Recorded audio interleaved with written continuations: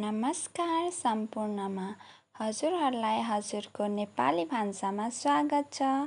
आज म फेरि अर्को मिठो फापरको फुलौराको रेसिपी लिएर उपस्थित भइसकेकी छु।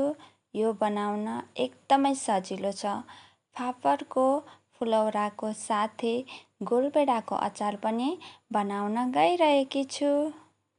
फापरको फुलौरा र गोलभेडाको अचार हजुरहरूले खाजाको रूपमा खान सक्नुहुनेछ।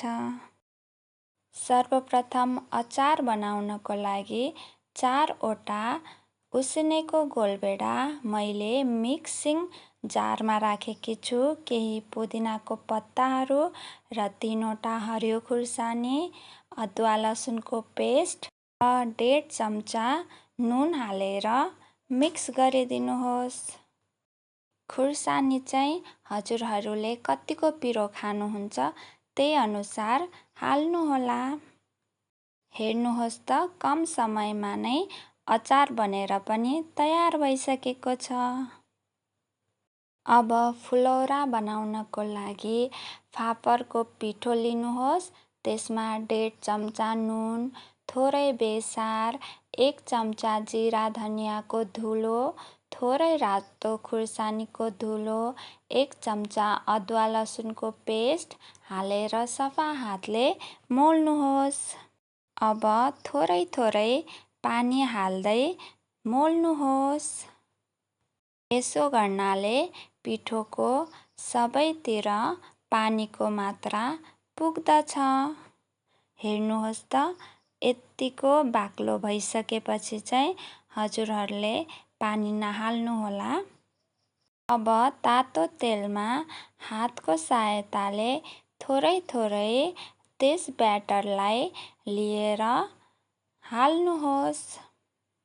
हजुरहरूले ब्याटर हाल्दाखेरि चाहिँ सावधानीपूर्वक हाल्नुहोला र अलिक माथिबाट नै हाल्नुहोला, नत्र हात पोल्लिने सम्भावना हुन्छ।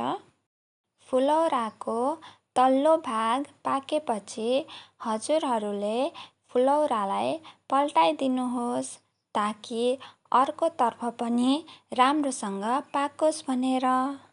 हजुरहरूले चाहिँ फुलौरा पकाउँदा मिडियम हिटमा पकाउनुहोला ताकि फुलौरा बाहिर मात्र होइन भित्र पनि मजाले पाक्छ।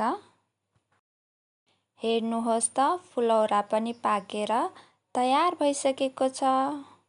मैले चाहिँ यो पाकेको फुलौरालाई एउटा भाँडोमा राखेकी छु।